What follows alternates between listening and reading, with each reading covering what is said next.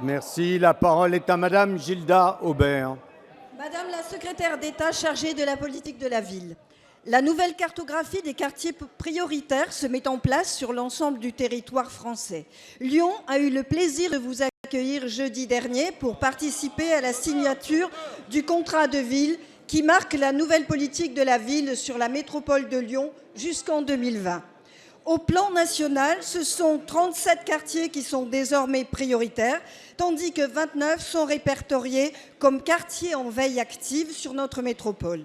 Le tournant pris pour adapter aux problématiques spécifiques de chaque territoire identifié comme particulièrement fragile, précarisé, permet une politique de ville plus attentive et efficiente, ce qui nous semble très positif.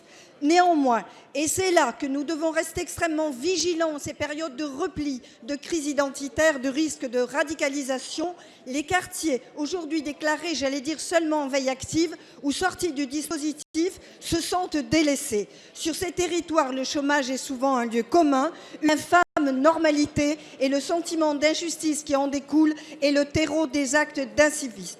Je suis, comme mes collègues, régulièrement alertée par les associations et éducateurs qui font un travail en profondeur sur ces quartiers afin qu'ils ne soient pas des zones de non-droit pour que le lien social se noue. Dans ce nouveau contexte de baisse, Madame la ministre, comment et quel soutien concret le gouvernement pense-t-il apporter aux collectivités locales et territoriales afin que les associations et acteurs de terrain puissent, sur ces quartiers en veille ou sortis du dispositif, poursuivre leur engagement dans la cohésion sociale et le vivre ensemble? Je vous remercie. La parole est à Madame Myriam El Khomri, secrétaire d'État chargée de la politique de la ville. Merci Monsieur le Président, Mesdames et Messieurs les députés, Madame la députée Gilda Aubert. J'ai en effet eu le plaisir d'être la semaine dernière à Lyon à l'occasion de la signature du contrat de ville de la métropole du Grand Lyon. J'ai assisté avec Sylvia Pinel à cette occasion à la démolition de la barre 230 de la Duchère. C'était un moment à la fois positif pour ce quartier et en même temps un moment avec beaucoup d'émotion. Si je l'évoque pour vous répondre, c'est que, à l'image de cette opération de rénovation urbaine, il y a en politique de la ville un avant et un après. L'objectif de cette politique de solidarité, ce n'est pas d'y rester, mais bien d'en sortir. Avec la loi Lamy de février 2014, nous avons, avec vous, décidé de concentrer l'intervention publique sur 1500 quartiers au lieu de 2500. Ça n'a pas été une mesure d'économie, puisque le budget même de le ministère de la Ville a augmenté. Nous aurions pu évidemment le faire en délaissant purement et simplement les 1000 quartiers sortants, et ce n'est pas le choix qui a été fait, car nous avons bien conscience que si la situation s'est objectivement améliorée, dans ces quartiers, elle demeure néanmoins fragile.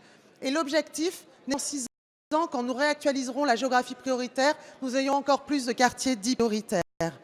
La loi prévoit donc un statut particulier de veille active pour maintenir une vigilance sur la situation sociale de ces quartiers.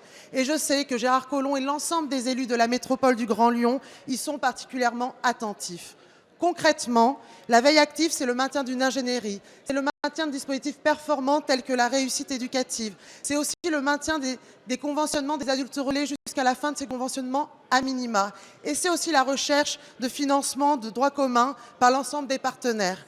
Et donc je me félicite par exemple que sur le Grand Lyon, nous ayons décidé d'avoir un délégué du préfet chargé uniquement de ces quartiers de veille active.